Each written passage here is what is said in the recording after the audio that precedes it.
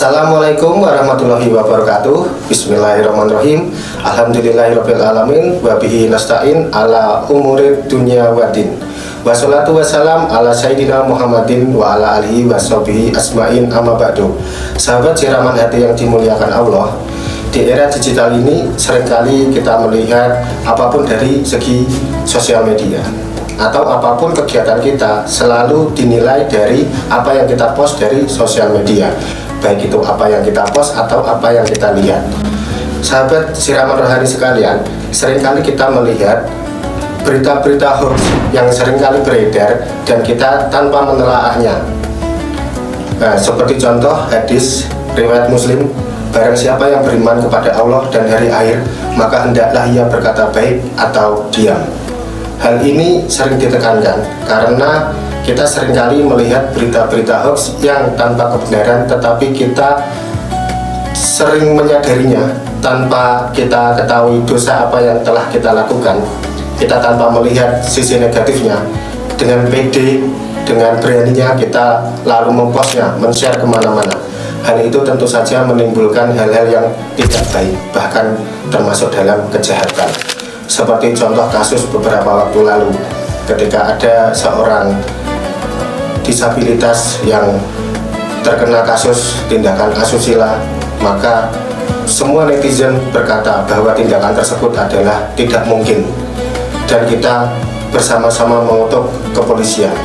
Tetapi seiring berjalannya waktu, ternyata kebenaran terungkap bahwa memang terjadi tindakan asusila tersebut. Dari kejadian ini kita bisa mengambil hikmah bahwa apapun yang kita lihat, jangan sesekali kita menjudge bahwa itu adalah tindakan yang benar sesuai dengan apa yang kita lihat.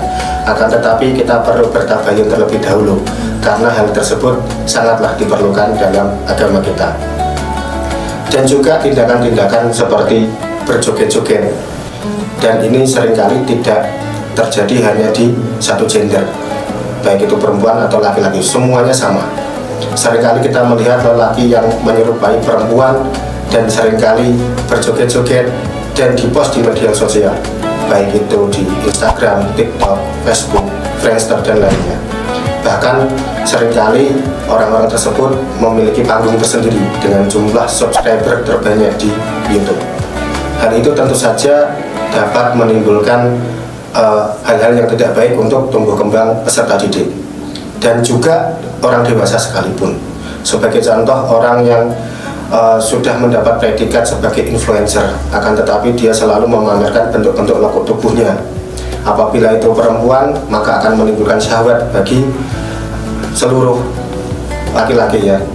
Dan apabila hal tersebut dilakukan oleh laki-laki, maka hal tersebut menjadi cerminan bahwa hari-hari akhir yang sering kita lihat di sosial media akan segera mendekat, seperti itu.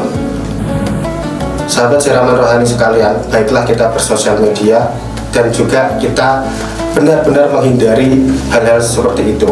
Di era post-trust, hoax menyebar lebih cepat daripada kebenaran. Islam memerintahkan kita untuk mengecek kebenaran informasi.